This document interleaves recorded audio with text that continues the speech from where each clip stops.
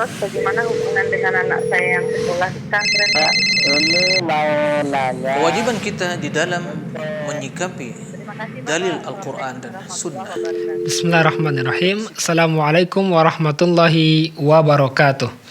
Alhamdulillahirabbil alamin, hamdan katsiran thayyiban mubarakan fih, kama yuhibbu rabbuna wa yardah. Pemirsa Fatwa TV dan juga penyimak radio di mana saja Anda berada, kembali kita bersyukur kepada Allah Subhanahu wa taala yang mempertemukan kita kembali di program live interaktif Fatwa TV dengan tema keimanan, doa dan zikir bersama guru kita Ustadz Dr. Muhammad Nur Ihsan hafizahullah taala. Kemudian salat dan salam semoga curahkan kepada nabi kita yang mulia, Rasul tercinta Nabi Muhammad sallallahu alaihi wasallam, juga kepada keluarga beliau, para sahabat beliau serta orang-orang setia mengikuti sunnah beliau hingga akhir zaman. Allahumma salli ala Muhammad wa ala ali Muhammad. Pemirsa Fatwa TV, kita informasikan juga bahwasanya acara live interaktif ini juga dapat Anda dengarkan melalui relay radio yang tergabung di RTVC, diantaranya Radio Bimbas Yogyakarta, Radio Sahabat Tegal Jawa Tengah, Radio MDFM Probolinggo, Radio Hang FM Batam, Radio Amuba Pangkal Pinang, Radio Sago FM Sumatera Barat, Radio Gema FM Bontang, kemudian Radio Tuah FM Riau, lantas Radio Mas FM Solo. Dan untuk berpartisipasi bisa menghubungi nomor 0331544687, 0331544687. Dan sebelum kita merespon pertanyaan telah masuk, kita telah hadir bersama kita di studio Jember Fatwa TV.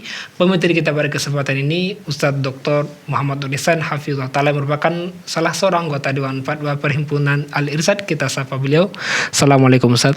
Waalaikumsalam warahmatullahi wabarakatuh. Kaifa halukum Ustaz? Bikhair, alhamdulillah. Allah yubarik fikum wa barakallahu al-mustami'in wal musyahidin wa musyahidat jami'an. Alhamdulillah. Baik Ustaz, sebagaimana biasa kita minta berupa nasihat sebagai kalimat pembuka Ustaz. Fadhal mazkur ma'jur. Naam. Bismillahirrahmanirrahim. Assalamualaikum warahmatullahi wabarakatuh. Alhamdulillah wassalatu wassalamu ala Rasulillah wa ala alihi wa sahbihi wa man walah, wa la haula wa la quwwata illa billah. Ikhwatal iman, kaum muslimin dan muslimat, para pemirsa rahimakumullah. Perjalanan hidup hanya sementara. Tidak ada yang kekal, tidak ada yang abadi. Semua akan berakhir bila ajal telah datang. Cepat atau lambat, itu hanya perbedaan dari sisi waktu. Tapi yang namanya ajal pasti akan datang. Sebabnya berbeda, akan tapi hakikatnya sama. Yang menjadi pertanyaan, apa yang telah kita persiapkan untuk hari kematian? Jika para ulama, keberkahan para ulama, tentunya ilmu pergi bersama mereka. Akan tapi ilmu mereka akan selalu dipelajari. Nasihat mereka akan selalu dipegang. Dan berbagai keilmuan yang mereka tinggalkan, yang mereka tuangkan dalam karya ilmiah mereka akan menjadi pahala yang akan selalu mengalir, menambah rekening kebaikan mereka. Kalau kita bagaimana? Apa yang kita persiapkan untuk hari esok? Apa yang telah kita persiapkan untuk hari yang pasti akan kita lewati? Alam barzakh, alam akhirat. Mari kita introspeksi diri. Jangan lalai. Terutama di kondisi yang sedang kita hadapi. Pandemi COVID-19 belum selesai. Semua hal itu sebagai cobaan dan ujian. Boleh jadi hal demikian itu menjadi penyebab kematian salah seorang di antara kita. Yang menjadi pertanyaan kembali adalah apa yang telah kita persiapkan untuk menghadapi kematian itu.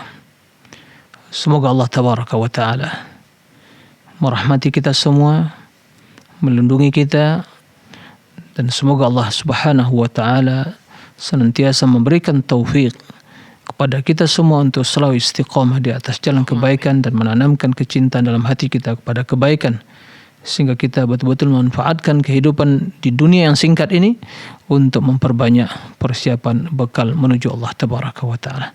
Semoga menjadi renungan kita semua. Demikian, wallahu a'lam. Jazakallah khair atas nasihat di pembukaan ini, semoga bermanfaat bagi kita semua. Dan kembali kita mengajak untuk pemirsa dan juga penyimak radio di mana saja Anda berada untuk berpartisipasi, menanyakan langsung tentang keimanan, doa dan zikir, bisa menanyakan di nomor 0331 5446087. Baik Ustaz, kita bacakan saja soal pertama Ustaz. Ya, dari Ibu Yayah Suhairiyah di Banten Ustaz. Ustaz, untuk orang yang tidak mempunyai anak, siapa saja yang mendoakannya jika kelak telah meninggal dunia Ustaz? Taib, syukran. Ya, terima kasih atas Bu siapa tadi? Yayah namanya. Yayah, naam. Ya, jika tidak ada ya anak ya dia yang ditinggalkan, maka mendoakan ya yang mendoakannya insyaallah saudaranya dan kaum muslimin ya. Dan kita sering mendengar ya para khutaba ya dan kaum muslimin mereka mendoakan saudara-saudara mereka yang telah mendahului mereka ya. Sehingga di antara doa mereka, Allahumma ighfir lil muslimina wal muslimat wal mu'minina wal mu'minat al ahya'i minhum wal amwat. Jadi jika tidak ada anak yang soleh, ya da'ulah, maka kaum muslimin, karena mereka bersaudara, doa mereka bermanfaat sebagai bentuk kecintaan mereka pada saudara-saudara mereka yang telah mendahului mereka dalam iman. Mereka mendoakan kebaikan ya, di antaranya memohon keampunan bagi mereka. Bahkan doa di waktu ya salat jenazah, dan juga tatkala kita mendengar salah seorang dari saudara kita ya meninggal dunia, doa kita, Allahumma ighfir lahu warhamhu wa'afi wa'fu anhu wa akrim nuzulahu wasi' madkhalahu waghsilhu bil ma'i wal thalji wal barad ya, dan doa-doa yang lain yang insyaallah kita menghafalnya. Nah, demikian wallahu a'lam. Jazakallah khair atas jawaban penjelasannya. Demikian yang bertanya, semoga bisa dipahami. Baik, kita bacakan soal berikutnya Ustaz. Ustaz, apakah boleh kita berteman dengan seseorang yang beda manhaj? Ustaz, mohon penjelasannya. Taib, pertanyaannya apakah boleh kita berteman dengan seorang beda manhaj? Maksudnya beda manhaj itu ya beda akidah, ya beda pemahaman, pemikiran. Nah, perlu diketahui bahwa sebagaimana ungkapan orang Arab mengatakan as-sahibu sahib. Jadi teman itu, sahabat itu akan ya menyeret seseorang ya, kebaikan atau kejelekan, positif dan negatif, dan sangat menentukan agama seseorang. Oleh karena itu Nabi SAW menjelaskan dalam hadis yang sahih, al-mar'u ala dini khalili falyanzur ahadukum man yukhalil. Ya, seorang itu ya tergantung kepada agama temannya. Ala dini khalili, maka hendaklah seorang memperhatikan, berarti seleksi ya, diseleksi dulu siapa ini yang akan dijadikan sebagai kawan, sebagai teman ya. Falyanzur ahadukum man yukhalil, hendaklah dia memperhatikan siapa yang menjadi temannya. Dan sebagian dalam hadis yang sahih Nabi SAW menjelaskan perumpamaan orang yang bersahabat dengan orang yang baik ya, dan orang-orang yang tidak baik. Perumpamaannya seperti ya bersahabat dengan penjual minyak wangi, dan ya yang bersahabat dengan orang yang tidak baik seperti bersahabat dengan pandai besi. Oleh karena itu ya, seorang muslim yang ingin bahagia, seorang muslim yang ingin hidupnya di dunia hidup yang istiqamah di atas agama Allah, di atas syariat Allah, ingin selamat dari berbagai kesesatan dan penyimpangan dalam akhlak, perilaku, moral, akidah, hendaklah dia bersahabat dengan orang yang baik. Nah, oleh karena itu ya, jika dalam urusan dunia, dalam masalah bisnis atau interaksi, dalam berbagai kepentingan dunia ya tidak ada masalah, boleh kita berinteraksi dengan orang kafir. Ya. Tapi sebatas masalah urusan dunia, tapi masalah agama, masalah akidah, masalah manhaj, maka dalam hal ini hendaklah seorang sangat selektif ya untuk mencari siapa teman yang akan dia jadikan sebagai ya teman dalam kehidupannya. Nah, demikian Allahu a'lam. Jazakallah khairan atas jawaban penjelasannya. Demikian yang bertanya, semoga bisa dipahami. Baik, sudah ada telepon yang masuk, saat kita coba angkat. Assalamualaikum Fatwa TV. Waalaikumsalam warahmatullahi wabarakatuh. Bersama Ibu siapa di mana? Hamba Allah dari Lampung. Silakan Ibu. Assalamualaikum Ustaz. Waalaikumsalam warahmatullahi wabarakatuh. Ustaz, saya mau nanya, bagaimana kalau salawatnya yang pendek aja, kalau hari Jumat itu gini aja, Allahumma sholli wa sallim ala nabiyyina Muhammad, supaya dapat banyak jumlahnya, apakah itu bisa diamalkan? Nah, Bukan yang ada salawat Nabi Ibrahimnya gitu. Ya udah gitu aja Ustaz. Assalamualaikum. Waalaikumsalam warahmatullahi wabarakatuh. Ya, silakan Ustaz.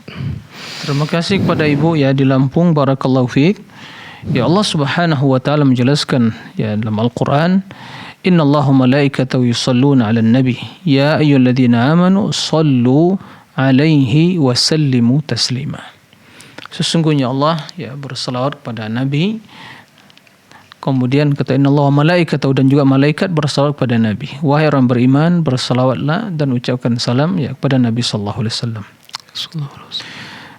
Dan kalau kita perhatikan redaksi dari ya ayat tersebut, ya perintahnya sallu alaihi wasallimu taslima, salawat. Berarti bila kita mengucapkan sallallahu alaihi wasallam atau Allahumma salli ala Muhammad, Allahumma salli wa sallim alaih, Allahumma salli ala Muhammad, naam, wa sallim alaih, berarti itu telah ya terlaksana. Jika kita ingin lebih panjang lagi, yang baca salawat Ibrahimiyah, Allahumma salli ala Muhammadin wa ala ali Muhammad kama sallaita ala Ibrahim wa ala ali Ibrahim wa barik ala Muhammad wa ala ali Muhammad kama barakta ala Ibrahim wa ala ali Ibrahim innaka Hamidum Majid. Naam. Jadi insyaallah telah terwakili ya perintah Allah tadi yang kita mengucapkan sallallahu alaihi wasallam atau Allahumma salli wa sallim ala abdika wa rasulika Muhammad atau Allahumma salli wa sallim ala Muhammad. Naam, itu insyaallah telah terwakili. Jadi yang penting kita perhatikan benar-benar salawat kita itu sesuai dengan tuntunan Nabi SAW, tidak mengada-ngada ya. Kita mengucapkan salawat yang diajarkan Nabi sallallahu alaihi wasallam atau yang diperintahkan oleh Allah, dan mengucapkan sallallahu alaihi wasallam. Maka setiap kita mendengar nama Nabi SAW, kita mengucapkan sallallahu alaihi wasallam atau Allahumma salli ala Muhammad wa ala ali Muhammad, Allahumma salli wa sallim alaih, itu semua insyaallah telah terwakili. Nah, Nabi SAW mengatakan, ya man shalla alayya salatan wahidah sallallahu alaihi biha asyrah. Barang siapa yang bersalawat padaku satu kali, maka Allah Subhanahu wa taala akan berselawat kepadanya 10 kali. Nah, karena satu kebaikan dibalas dengan 10 kebaikan. Nah, demikian Allah. Jazakallah khairan atas jawaban penjelasannya. Demikian Ibu yang bertanya, semoga bisa dipahami. Baik, sudah ada telepon yang masuk, saat kita kembali angkat. Nah. Assalamualaikum Fatwa TV. Waalaikumsalam warahmatullahi wabarakatuh. Ya, silakan Ibu Rosmini. Iya, terima kasih. Assalamualaikum warahmatullahi wabarakatuh, Ustaz. Waalaikumsalam warahmatullahi wabarakatuh. Nah. Mohon maaf sebelumnya ya Ustaz. Kami ingin bertanya tentang doa ini. Kalau dibaca sebelum tidur, saya mendengar itu katanya mau diampuni dosanya. Mohon maaf ya Ustaz, saya baca, nanti kalau saya salah, mohon nanti Ustaz membenarkan, dan kalau bisa diamalkan, insya Allah kami berusaha mengamalkannya. La ilaha illallah wahdahu la syarikalah, lahul mulku wa lahul hamdu wa huwa ala kulli syai'in qadir. La haula wa la quwata illa billah. Subhanallahi walhamdulillah wa la ilaha illallah wallahu akbar. Allahumma ghafirli. Katanya kalau membaca seperti itu, kalau mau tidur akan diampuni dosanya. Terima kasih jawabannya. Jazakumullah khairan. Assalamualaikum warahmatullahi wabarakatuh. Waalaikumsalam warahmatullahi wabarakatuh. Nah. Terima kasih Bu Rosmini di Pacitan. Silakan Ustaz. Ya, nah. Terima kasih kepada Ibu Rasmini barakallahu fiik atas pertanyaannya. Ya. Doa yang disampaikan tadi tentang beliau menyebutkan doa sebelum tidur. Ya. Doa yang Ibu sampaikan tadi itu doa yang dibaca tatkala kita mungkin bangun di pertengahan malam, bangun kemudian kita membaca doa tersebut. Jadi doa tatkala bangun di pertengahan malam. Bukan doa sebelum tidur. Jadi itu yang harus diingat. Adapun doa sebelum tidur sebagaimana diajarkan Nabi banyak doanya. Baca ayat kursi, baca qul huwallahu ahad 3 kali, qul a'udzu birabbil falaq 3 kali, qul a'udzu birabbin nas 3 kali. Kemudian juga Allahumma bismika Allahumma amutu wa ahya Kemudian juga membaca dua ayat terakhir dari surat Al-Baqarah. Kemudian juga alhamdulilladzi at'amana wa saqana wa kafana wa awana fa kam mimman la kafiya lahu wa la mu'wi. Kemudian juga membaca subhanallah 33 kali, alhamdulillah 33 kali, kemudian Allahu akbar 33 kali. Kemudian juga Allahumma inni aslamtu wajhi ilaika wa fawwadtu amri ilaik wa alja'tu dhahri ilaik sampai akhir dari doa yang diajarkan Nabi sallallahu alaihi wasallam. Nah, itu yang dibaca. Adapun doa yang Ibu sampaikan tadi, sebagai riwayat dia menyebutkan bahwa barang siapa yang ta'arra minal lail, itu bangun di malam hari kemudian baca doa tadi, la ilaha illallah wahdahu la syarikalah, sampai akhir doa yang Ibu bacakan tadi, itu dibaca di waktu seorang bangun di pertengahan malam. Nah, demikian wallahu a'lam. Jazakallah khairan atas jawaban penjelasannya. Demikian yang bertanya, semoga bisa dipahami. Baik, sudah ada telepon yang masuk lagi saat kita coba angkat. Assalamualaikum Fatwa TV. Halo, assalamualaikum. Waalaikumsalam warahmatullah. Bersama siapa di mana? Dengan Nur di Solo. Silakan Ibu Nur di Solo. Iya, Ustadz mau tanya. Jadi salah satu saudara ada yang menikah dengan sekte Syiah. Akan tetapi dari pihak keluarga sama orang tua tidak ada yang setuju. Nah, kita udah lama tidak berhubungan dengan atau komunikasi gitu Ustaz dengan saudara. Nah, saya ketika itu saya ngerasa takut Ustaz akan hubungan silaturahminya. Apakah saya dosa atau memutuskan silaturahmi?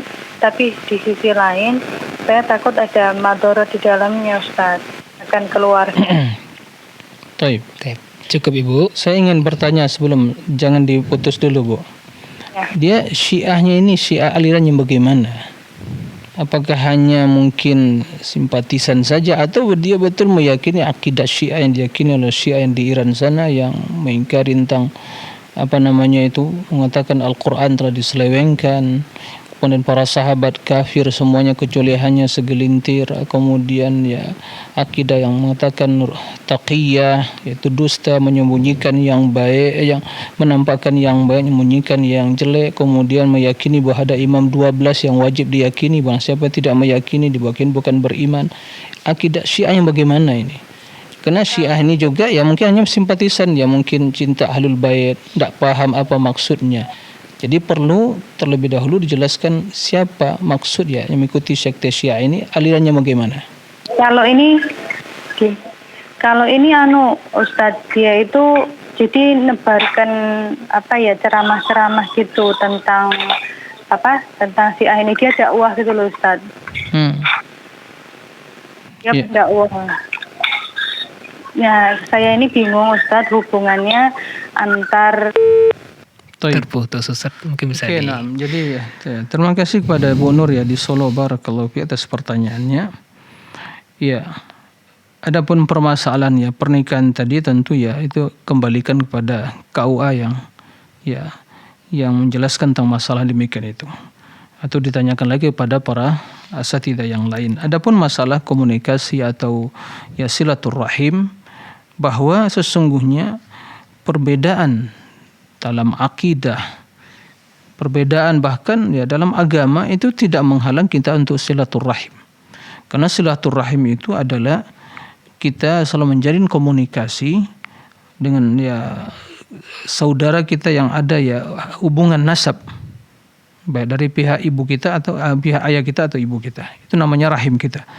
Maka kendati dia mungkin berbeda pemahaman, berbeda mungkin akidahnya, tapi yang menjalin silaturahim berbuat baik pada mereka, ya apalagi mungkin dalam kondisi mereka ya itulah mungkin butuh bantuan, ya bantuan kemudian dalam keadaan ya terjepit atau mungkin dalam menghadapi masalah yang perlu ya dukungan dan seterusnya. Ya bahkan mungkin kalau kita mungkin memiliki kelebihan harta, kita membantu dia dalam hal yang dia butuhkan. Jadi intinya silaturahim itu tidak terputus dengan perbedaan agama atau perbedaan keyakinan. Nah, seperti itu. Tapi kita tidak boleh mengikuti ya pemahaman dia, mengikuti ajaran dan agamanya. Tapi berbuat baik kepada mereka adalah itu hal yang diperintahkan kendati berbeda pemahaman tadi. Nah, seperti itu. Wallahu a'lam. Jazakallah khairan atas jawaban penjelasannya. Demikian Ibu Nur di Solo yang bertanya. Semoga bisa dipahami.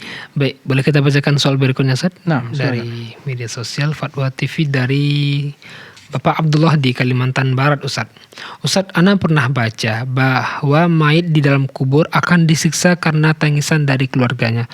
Tangisan seperti apa yang dimaksud, Ustaz? Karena saya sampai sekarang masih sering menangis jika mengingat ibu saya yang sudah meninggal sekitar 3 bulan lalu. Taib. Ya, terima kasih kepada Pak Abdullah ya di Kalimantan Barat. Nah, barakallahu fiik. Jadi memang terdapat dalam hadis bahwa si mayat ya akan tersiksa dengan tangisan atau ratapan ya keluarganya.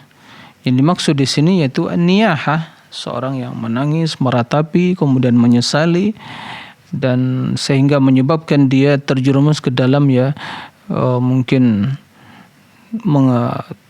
tidak senang dengan takdir Allah Subhanahu wa taala yang telah mentakdirkan ya wafatnya saudari atau orang tuanya. Adapun sekadar hanya ya kesedihan, kemudian ya air mata ya menetes karena sedih, itu tidak ada masalah. Selama kita tidak mengatakan perkataan-perkataan yang mengundang ya murka Allah, ya mencela takdir atau menyesali, tidak. Seorang bersedih kepergian seorang anak atau mungkin orang tua atau orang dia cintai, apalagi para ulama ya, akan tapi dia tidak meratapi ya menyebut-nyebut mungkin ya kelebihan dia sehingga yang demikian itu menyebabkan dia selalu meratap, menangis ya, teriak atau dan sejenisnya. Ini tidak diperbolehkan. Kemudian para ulama menjelaskan apa maksud ya seorang mayat itu diazab di dalam kuburnya disebabkan tangisan ya keluarganya. Sebagai menjelaskan jika dia di dunia itu memerintahkan mereka untuk ya melakukannya demikian itu. Tapi jika seorang mayat tidak melakukan, bahkan melarang, kemudian ada di antara keluarganya ya melakukan yang demikian itu, maka dia tidak menanggung dosanya dan siksanya atau azabnya. Nah, itu yang dimaksud ya tangisan yang menyebabkan ya tersiksanya si mayat di dalam kubur. Nah, demikian wallahu a'lam. Jazakallah khairan atas jawaban penjelasannya. Demikian yang bertanya, semoga bisa dipahami. Baik, kembali kita mengajak untuk pemirsa dan juga pendengar radio di mana saja berada untuk bertanya langsung berkaitan dengan tema kita pada kesempatan ini, bisa menghubungi nomor 0331 5446 Baik, soal berikutnya dari saudari Atikah di Jawa Barat. Ustadz, Afwan ingin bertanya, satu ketika dosen saya memaparkan video tentang seseorang mencari Tuhan. Beberapa lama kemudian beliau melontarkan pertanyaan kepada kami perihal untuk menunjukkan Allah itu ada nggak sih? Berdasarkan logika dan nalar. Salah satu inti dari jawaban beliau adalah kalau kayak gitu Tuhan dibuang saja, katanya Ustaz. Posisi saya ketika itu dalam kelas, pertanyaan saya, apakah keberadaan saya di dalam kelas itu termasuk dari ancaman nawakidul Islam? Baik, terima kasih ya atas pertanyaannya. Pertama ini jelas ya, pertanyaan yang was-was dari syaitan atau syaitan yang membisikkan kepada manusia untuk menanyakan pertanyaan-pertanyaan yang seperti itu. Pertanyaan yang jelas ya muharram. Pertanyaan yang diharamkan, tidak dibenarkan. Taib. Dahulu ya di kalangan para sahabat pernah melaporkan kepada Nabi SAW bahwa mereka mendapatkan ya bisikan dari syaitan, bisikan dalam hati mereka bertanya ya tentang ya ini semua alam semesta ciptaan Allah. Lalu siapa yang menciptakan Allah? Ya. Kalau kita bandingkan dengan pertanyaan yang diutarakan tadi lebih ringan. Tapi semua perkataan yang tidak dibenarkan. Kata Nabi sallallahu alaihi wasallam, ya awajadtumuhu qala dzaka sharihul iman. Betul yang dapatkan dalam bisikan dalam hati kalian itu sungguhnya adalah bukti ya keimanan kalian yang ada dalam hati kalian. Itu berkaitan dengan pertanyaan seperti itu. Adapun pertanyaan yang tadi dia dengan berbagai teori dia membuktikan ya Allah itu ada atau tidak ya kemudian kalau begitu ya di apa tadi istilah mereka ya dihilangkan saja kan begitu. Ya, ini jelas pertanyaan yang mengandung kezindikan kan gitu ya. Kezindikan bahwa pertanyaan yang mengatakan kalau begitu ya dibuang saja. Ya, pernyataan yang demikian itu jelas pernyataan yang kufur ya. Karena itu termasuk hal yang berolah-olah dengan Allah Subhanahu wa taala. Tapi pertanyaan yang tadi ya dengan simpel bisa dijawab. Tanyakan kepada orang-orang yang seperti itu, ya Anda sekarang hidup. Ya. Tanyakan siapa yang menghidupkan Anda? Ya. Siapa yang menghidupkan orang tua Anda? Manusia yang sekarang ini. Ya hal yang tidak masuk akal makhluk pada makhluk hidup, tapi enggak ada yang menciptakan. Ya kan? Tidak masuk akal. Bila ada seorang yang bercerita, menyampaikan dia melihat istana yang begitu megah sekali, kemudian ya mungkin ya pesawat, tapi ya pesawat tercipta begitu saja, nggak ada yang menciptakan, nggak ada yang membuat. Kita katakan Anda masih sadar, ya waras, atau ya udah nggak sadar lagi. Maka orang yang seperti tadi sebenarnya udah perlu dipertanyakan ya kesadaran ya atau kewarasan dia. Masih sadarkah dia? Waraskah dia? Bertanya seperti itu. Dia ada. Anda makhluk sebelumnya tidak ada. Sekarang ada. Siapa yang menciptakan? Masa yang diciptakan ada, yang menciptakan tidak ada? Begitu. Jadi jelas pernyataan yang seperti itu, pernyataan yang akidah-akidah yang batil, yang menjerumuskan pada kekufuran, yang mengingkari Allah Tabaraka wa Ta'ala. Maka jika mendengar seperti itu, ya diingkari dengan lisan. Jika tidak mampu mengingkar dengan lisan, maka seorang itu mengingkar dengan hatinya. Nah, dan bisa dia keluar dari ruangan yang seperti itu, dia tinggalkan. Dan tidak duduk di majlis yang ya berolah dengan Allah atau diutarakan di dalam majlis tersebut pernyataan-pernyataan yang kufur kepada Allah Tabaraka wa Ta'ala. Nah, demikian Allahu a'lam. Jazakallah khairan atas penjelasannya. Demikian yang bertanya, semoga bisa dipahami. Baik, kita bacakan soal berikutnya Ustaz. Ini berkaitan, tapi ada telepon yang masuk, kita coba angkat dulu. Ya, Assalamualaikum Fatwa TV. Waalaikumsalam warahmatullahi wabarakatuh. Waalaikumsalam warahmatullahi wabarakatuh. Bersama siapa di mana? Sama Allah dari Bogor, Pak. Ya, silakan Bapak. Waalaikumsalam warahmatullahi wabarakatuh, Pak Ustaz. Waalaikumsalam warahmatullahi wabarakatuh. Nah. Barakallahu fikum, Pak Ustaz. Mudah-mudahan Allah keluarga dijaga sama Allah. Allahumma amin wa antum kadzalik. Nah. Amin ya Allah. Amin. Pak Ustaz mau nanya ini berkenaan tentang doa, Pak Ustaz. Nah. Doa itu secara umum kalau diawali yang dari Nabi Allahumma inni Allah. Maksudnya buat pribadi. Nah, kalau sekarang anak anak ganti dengan ucapan inna, Pak Ustaz, dengan dasar kan ada hadis Nabi yang mengatakan kalau kita mendoakan saudara kita maka malaikat mendoakan yang semisalnya. Kalau anak rutinkan dengan mengganti kata inna tadi, boleh nggak Pak Ustaz? Itu aja Pak Ustaz. Syukron, jazakallahu khair. Assalamualaikum warahmatullahi wabarakatuh. Waalaikumsalam warahmatullahi wabarakatuh. Ya, silakan Ustaz. Terima kasih kepada Bapak ya, Mbak Allah tidak menyebutkan namanya di Bogor, barakallahu fiik. Jadi redaksi doa sering kita mendengar Allahumma inni as'aluka, Allahumma inni astaghfiruka wa atubu ilaik, seperti itu. Kemudian apakah boleh diganti dengan Allahumma inna? Ya ini tergantung kepada ya maksud dari doa tersebut. Kalau seandainya untuk kita secara pribadi ya ini begitu, ini domir yang mengungkapkan sesuatu orang yang berbicara. Adapun bila kita ya lebih dari satu, mungkin untuk keluarga, ya mungkin mertua, keluarga, anak dan yang lainnya, ya Allahumma inna nas'alukal huda wat tuqa wal afafa wal ghina, ya Allahumma inna astaghfiruka wa atubu ilaik. Tidak ada masalah, sesuai dengan kebutuhan dan maksud kita dalam berdoa tadi. Nah, tidak ada masalah. Nah, demikian wallahu a'lam. Jazakallah khairan atas jawaban penjelasannya. Demikian Bapak yang di Bogor, semoga bisa dipahami. Baik, kita bacakan soal berikutnya Ustaz. Ini dari Bogor juga Ustaz. Nah, Bapak Fahri Putra Pahlevi. Ustaz, apakah menjadi kafir mencari tahu siapa itu Siwa, Wisnu, Uzair dan Buddha?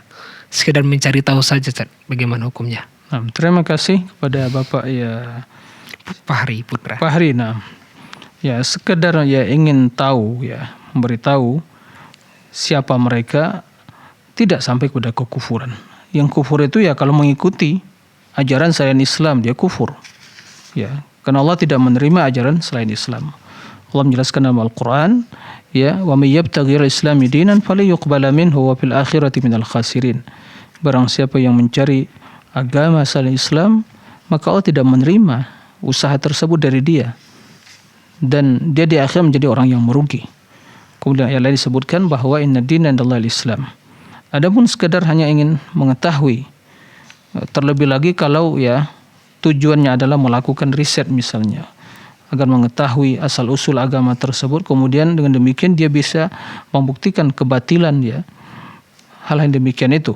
Atau boleh jadi dari sisi lain bahwa sesungguhnya mereka mungkin dari sisi mungkin ada ya mengajak kepada akhlak dan yang baik, atau mungkin bagaimana berinteraksi bermasyarakat ya, budi pekerti yang baik, itu sesungguhnya menjadi perbandingan dengan tujuan bahwa sesungguhnya Islam telah ya mengajar untuk hal yang seperti itu. Tapi kalau untuk mengikuti jelas kufur, sekedar untuk mengetahui saja tidak ada masalah. Jadi mengetahui kekufuran bukan kekufuran, tapi mengikuti itu yang kufur ya. Jadi mengetahui kekufuran bukanlah kekufuran, tapi yang menjadi kekufuran adalah mengikuti kekufuran tadi. Nah, demikian wallahu a'lam. Jazakallah khairan atas jawaban dan penjelasannya. Demikian yang bertanya, semoga bisa dipahami, dan kita informasikan kepada pemirsa dan juga penyimak radio di mana saja berada, mohon maaf atas kesalahan terjadi teknis barusan, dan untuk siaran ulang bisa disaksikan di hari Sabtu pukul 8 sampai hari Ahadnya pukul 8 malam. Dan sekarang sudah bisa Ustaz, alhamdulillah. Nah, sekarang kita bacakan soal berikutnya Ustaz, dari Bapak Andifa di Jakarta Ustaz. Ustaz pengen tanya, apa hukumnya membaca surah Al-Kahfi di hari Jumat Ustaz? Hari Jumat. Nah. Ya, terima kasih kepada Bapak yang bertanya. Di antara hal yang disunnahkan di hari Jumat adalah membaca surah Kahfi. Nah, membaca surah Kahfi, bahwa yang demikian itu yang mendapatkan keutamaan, bahwa barang siapa membaca surah Kahfi di hari Jumat atau di malam Jumat, maka Allah Subhanahu wa taala akan menjauhkan dirinya dari neraka. Nah, seperti itu. Kama bainal masyriqi wal maghrib, seperti antara timur dan barat. Jadi memiliki keutamaan, maka jangan sampai kita melewatkan keutamaan tersebut di setiap hari Jumat. Baik ya kita baca mungkin secara utuh, secara sempurna ya, dikhatamkan dalam satu majelis, atau mungkin di pagi hari kita membaca mungkin 50 ayat, kemudian selebihnya di sore 50 ayat, tidak ada masalah. Nah, di siang dan di malam Jumat itu disyariatkan kita membaca surat Al-Kahfi. Nah, demikian Allah. Jazakallah khairan atas jawaban penjelasannya. Demikian yang bertanya, semoga bisa dipahami. Baik, sudah ada telepon yang masuk saat kita coba angkat. Assalamualaikum Fatwa TV. Waalaikumsalam warahmatullahi wabarakatuh. Bersama siapa di mana? Dari Abu Abdurrahman dari Kerinci Riau. Ya, silakan Abu Abdurrahman. Silakan. Assalamualaikum Ustaz Nulisan. Waalaikumsalam warahmatullahi wabarakatuh. Ya. Ini Anda mau nanya Ustaz. Nah. Yang pertama, di zikir pagi sore kan ada doa kan? Ada? Yang di antaranya Allahumma inni as'alukal afwa wal afiyah dan seterusnya. Nah. Yang saya tanyakan, apakah doa itu boleh dibaca ketika sujud, Ustaz? Nah, itu yang pertama. Sedangkan yang kedua, bagaimana sikap makmum kalau seandainya imam membaca Al-Fatihah di depan, apa kita juga baca Al-Fatihah setelah imam membaca Al-Fatihah ketika sholat jahar? Itu saja, Ustaz, pertanyaan saya. Terima kasih. Jazakallah khairan. Assalamualaikum warahmatullahi wabarakatuh. Waalaikumsalam warahmatullahi wabarakatuh. Silakan Ustaz. Ya, terima kasih kepada Abu Abdurrahman di Kerinci. Barakallahu fiik atas pertanyaannya.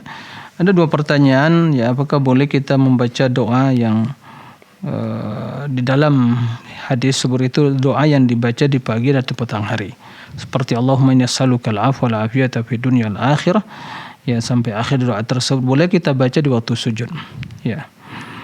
Wallahu a'lam, ya. Jika kita melihat dari hadis Nabi sallallahu alaihi wasallam, wa fis sujud fa aktsiru minad du'a, di waktu sujud, ya, perbanyaklah berdoa, dan itu adalah umum perintah untuk berdoa.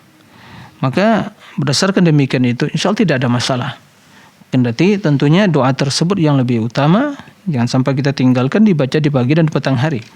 Jika di waktu sujud, ya, kita berdoa memohon, ya, keselamatan, dan as'aluka al-'afwa wal 'afiyata fid dunya wal akhirah, as'aluka al-'afwa fi dini wa dunyaya wa ahli wa mali, Allahumma astur 'aurati wa amin rawati.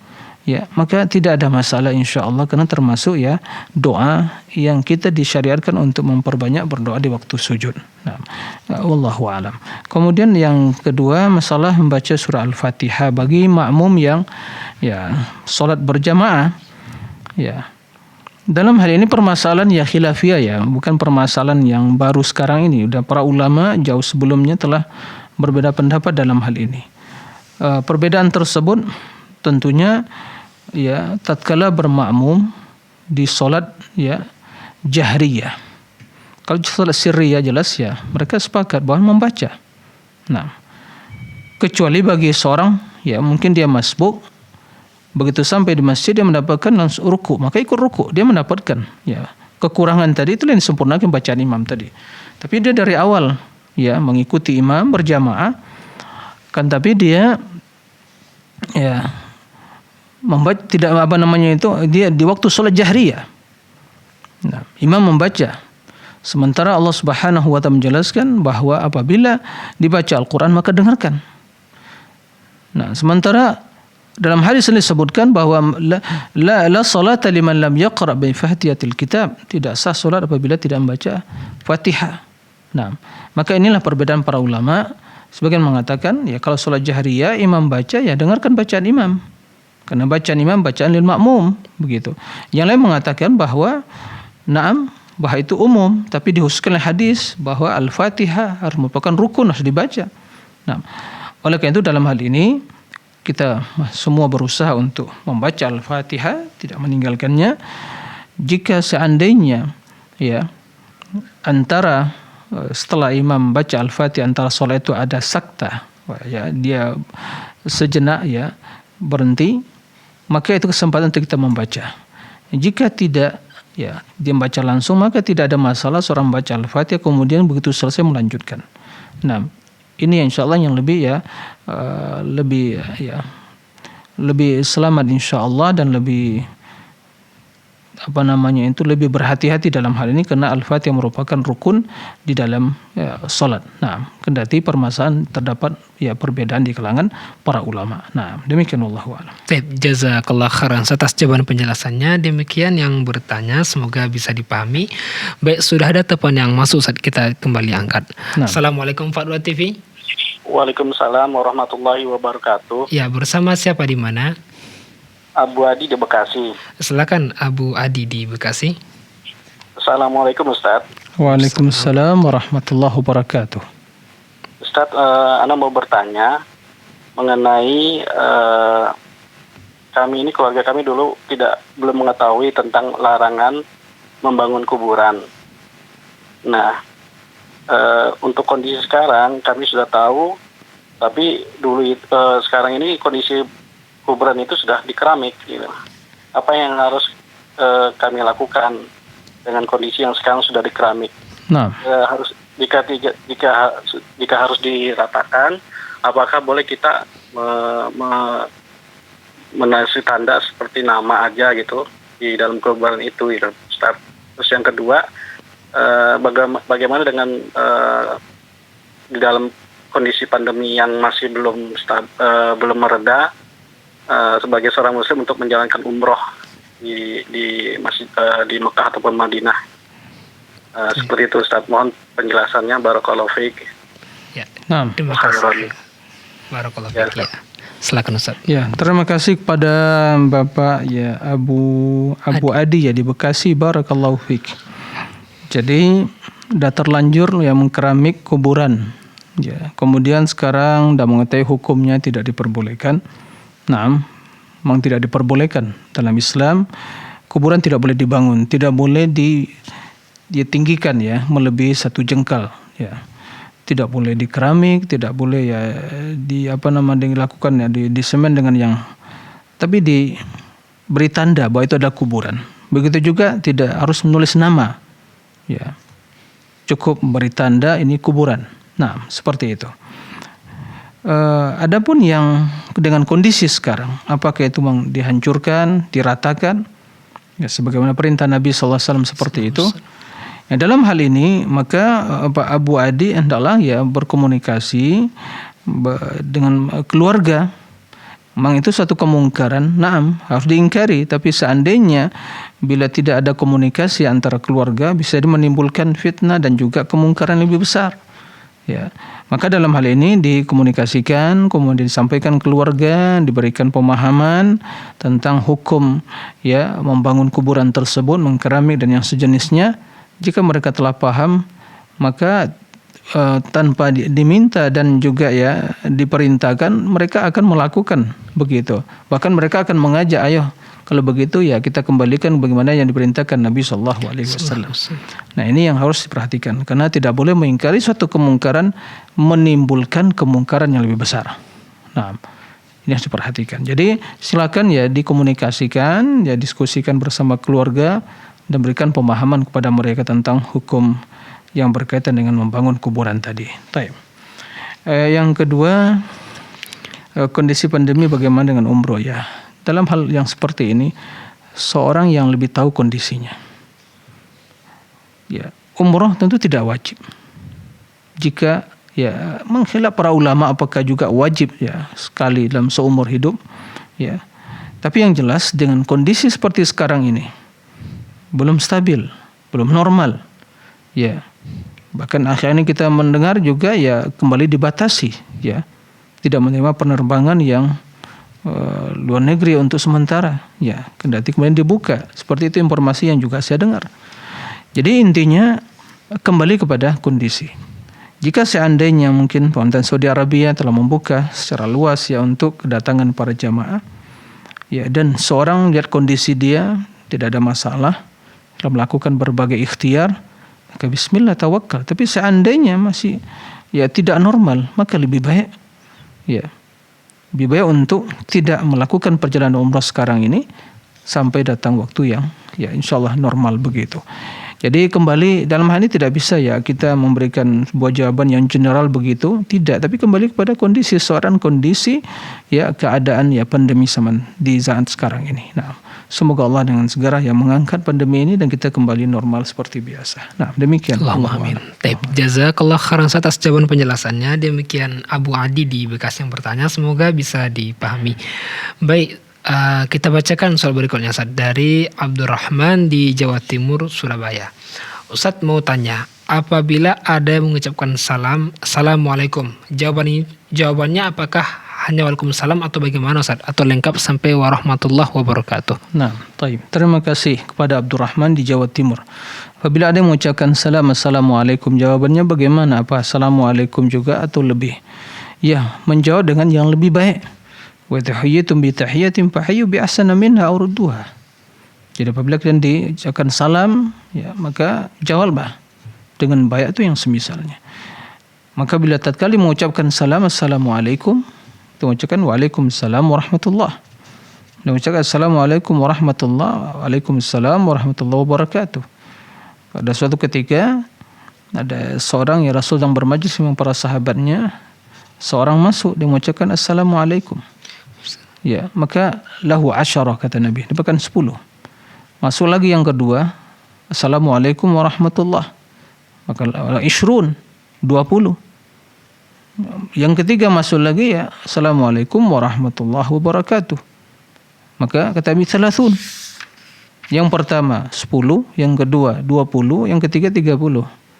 Jadi kenapa demikian? Karena satu kebaikan 10. Assalamualaikum satu kebaikan. Ya. Apabila dijawab Waalaikumsalam warahmatullahi wabarakatuh, berarti 30. Oleh karena itu jawablah dengan yang terbaik. Jawablah dengan yang terbaik sebagaimana perintah Allah tabaraka wa taala. Nah, demikian wallahu a'lam. Jazakallah khairan atas jawaban penjelasannya. Demikian yang bertanya, semoga bisa dipahami. Kita bacakan soal berikutnya Ustaz. Dari hamba Allah di Jawa Barat, Tasikmalaya. Ustaz, ketika saya sendiri selalu ada bisikan yang saya nggak sukai, bisikan-bisikan yang saya takut itu kekufuran. Saya mendengar dari Ustadz bahwa itu waswas syaitan. Yang saya tanyakan, saya yakin itu waswas syaitan, cuman Ustadz saya sering bersahadat. Terus kalau bisikan itu datang lagi, bagaimana Ustadz? Nah, ya terima kasih kepada hamba Allah di Jawa Barat ya atas pertanyaannya. Jadi untuk mengatasi demikian itu perbanyak zikir kepada Allah, ya, merenung, ya, dan kemudian yang pikiran yang kosong itu akan diisi oleh syaitan, ya. Tapi merenunglah, bertafakur dengan hal yang positif, tentang bagaimana mengingat akhirat, ingat kepada Allah, berzikir begitu ya. Jadi jangan sampai lisan kita itu ya kaku dari berzikir, maka bisikan tersebut ya akan hilang. Kenapa demikian? Memang hati itu harus diisi. Ya. Nah, tatkala ada kekosongan dalam hati tersebut, pasti ada yang akan mengisinya. Baik bisikan yang baik atau yang jelek, positif atau negatif. Nah, bisikan syaitan atau bisikan malaikat. Tapi tatkala hati seorang orang-orang yang beriman, bersemi dengan iman kepada Allah, berzikir, jiwanya akan tenang. Maka bisikan-bisikan tersebut, ya bisikan-bisikan yang demikian, yang negatif tersebut akan ya menjauh dari dirinya. Karena tidak ada tempat dalam hati ya seorang tadi, karena penuh dengan iman kepada Allah, yakin kepada Allah. Nah, akan tapi bila seorang mendapatkan bisikan tersebut, bergegas untuk ya berlindung dari godaan syaitan. Ya, kemudian juga ya seperti yang diucapkan tadi, yaitu ucapkan banyak la ilaha illallah, ya, la ilaha illallah wahdahu la syarikalah, tu asyhadu an la ilaha illallah. Karena intinya bisikan-bisikan seperti itu akan bisa menjerumuskan seorang kepada kekufuran kepada Allah. Oleh karena itu jangan beri kesempatan, peluang bagi syaitan untuk membisikkan demikian. Itu perbanyak ya merenung dengan apa? Hal-hal yang positif, bukan renungan yang kosong, ya. Nah, demikian. Wallahu a'lam. Jazakallah khairan atas jawaban penjelasannya. Demikian yang bertanya, semoga bisa dipahami. Baik, soal berikutnya Ustadz, ini dari Jawa Barat juga, Sukabumi Ustadz. Ustadz, apakah benar surah Al-Baqarah dan Ali Imran disebut Az-Zahrawain? Mengapa Ustadz? Nah, ya, nah, betul bahwa terdapat dalam hadis ya bahwa surat tersebut ya merupakan dinamakan Zahrawain. Para ulama menyebutkan kenapa dinamakan, ya. Ada yang mengatakan karena ya surat tersebut surat yang agung yang akan ya memberikan cahaya kepada yang membacanya. Di antara yang lain mengatakan bahwa ya surat tersebut akan pada hari kiamat ya itu akan memberikan cahaya yang sempurna bagi yang membacanya. Atau juga yang ada yang mengatakan karena dalam surah Al-Baqarah, Ali Imran terdapat dua nama Allah yang a'zam, ya, Al-Hayyul Qayyum. Jadi ada perbedaan atau ada beberapa pendapat di kalangan para ulama yang menjelaskan ya tentang ya kenapa namakan Zahrawani tadi. Tapi intinya benar ya sebagaimana dalam hadis yang sahih disebutkan Nabi SAW. Nah, demikian Allah. Jazakallah khairan atas jawaban penjelasannya. Demikian yang bertanya, semoga bisa dipahami. Baik, kita baca kembali saat ini dari Jawa Barat juga, dari Abdul Razak. Ustadz, jika seorang ibu sebagai satu istri telah melakukan dosa, contoh mendurhakai suaminya, kemudian seorang anak soleh yang berbakti kepada kedua orang tuanya mendoakan ibu meminta ampunan terhadap orang tua terkhusus ibunya, sedangkan ibu sebagai istri kepada suaminya belum bertobat minta ampun dan ridhonya suami, apakah dosa orang tua ibu bisa diampuni oleh sebab anak yang soleh mendoakannya, Ustaz? Baik. Terima kasih atas pertanyaannya. Tidak diragukan bahwa ya hak suami atas istri sangat besar sekali, ya. Bahkan ketaatan kepada suami dalam kebaikan merupakan pintu terbesar untuk masuk surga. Ya. Bahwa dalam hadis sebutkan, idza shallatil mar'atu khamsaha wa shamat syahraha wa ata'at ba'laha wa hassanat farjaha qila laha udkhuli al-jannah min ayyi babi thamaniyati syi'ti. Apabila seorang istri salat 5 waktu, kemudian juga puasa Ramadan, taat kepada suami, menjaga kehormatan diri, maka akan dikatakan kepadanya di akhirat kelak, masuklah ke dalam surga dari pintu 8 mana saja yang kamu inginkan. Subhanallah, luar biasa. Seandainya kata Nabi SAW boleh seorang sujud kepada manusia, maka Rasul akan memerintahkan seorang istri sujud pada suami, begitu besar. Ya. Oleh karena itu, jangan disia-siakan pintu yang begitu luas ini, ya, atau jalan yang sangat ringan dan mudah untuk diikuti untuk sampai pada surga, taat pada suami dan kebaikan. Adapun yang tadi, ya, bila kesalahan sesama manusia itu tidak bisa diselesaikan, ya, kecuali bila diselesaikan antara manusia. Adapun kesalahan antara diri seorang kepada Allah, maka inilah bermanfaat, ya, amal soleh dia, kemudian doa orang lain. Adapun sesama manusia kezoliman, maka dia harus diselesaikan antara manusia tersebut. Oleh karena itu, ya, hilangkan dalam diri kita, ya, kesombongan, egois dan yang lainnya. Udah pergi menghadap, ya, pada suami untuk jika satu kesalahan atau untuk suatu kesalahan, ya, mengakui kesalahan, selesai masalah. Kenapa dipendam-pendam? Kenapa harus dibiarkan berlarut-larut sehingga akan menjadi, ya, bom waktu yang akan merusak rumah tangga tersebut. Nah, demikian, Allahu a'lam. Jazakallah khairan atas penjelasannya. Demikian yang bertanya, semoga bisa dipahami. Ustaz, ada pertanyaan, bagaimana, apakah benar zikir pagi petang bagaikan baju besi bagi seorang muslim, Ustaz? Taib. Adapun, ya, dalam artian baju besi, ya, wallahu a'lam, ya. Tapi yang jelas zikir pagi petang merupakan hisnun hasin, ya, atau zikir secara keseluruhan.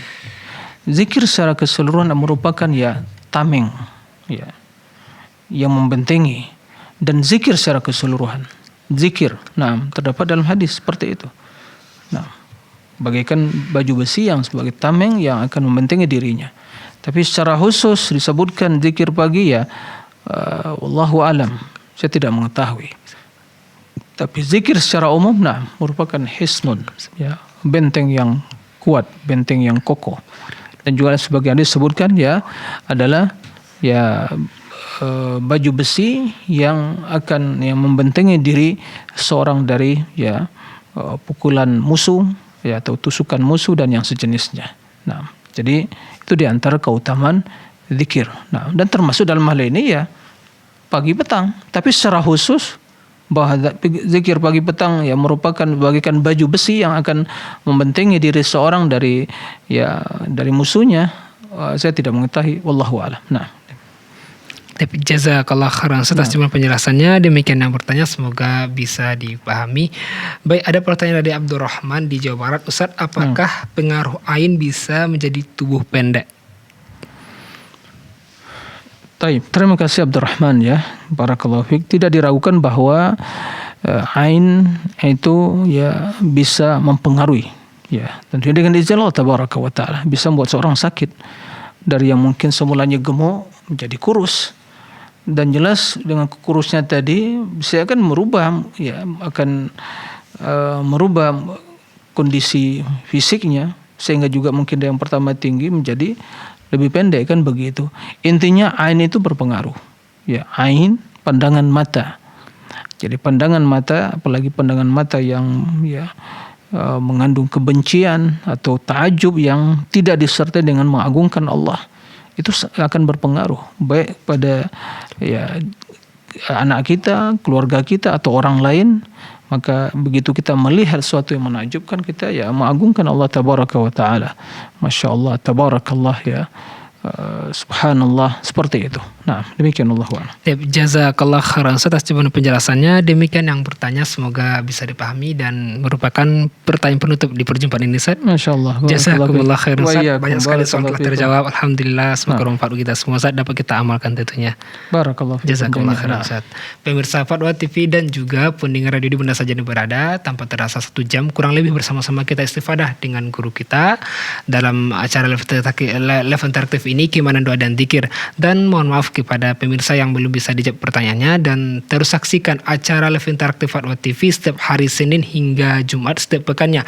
Dan untuk acara siaran ulang live interaktif ini, Kimanan Doa dan Zikir, bisa disaksikan di hari Sabtu pukul 8 malam sampai 9 malam 20.00 sampai 21.00 waktu Indonesia Barat. Terima kasih, jazakumullah khairan atas kebersamaan semua. Kita sudah membaca doa kafatul majlis. Subhanakallahumma bihamdika asyhadu an la ilaha illa anta astaghfiruka wa atubu ilaika. Assalamualaikum warahmatullahi wabarakatuh. Terus bagaimana hubungan dengan anak saya yang sekolah di pesantren? Ini mau nanya. Kewajiban kita di dalam menyikapi dalil Al-Quran dan Sunnah tentang sifat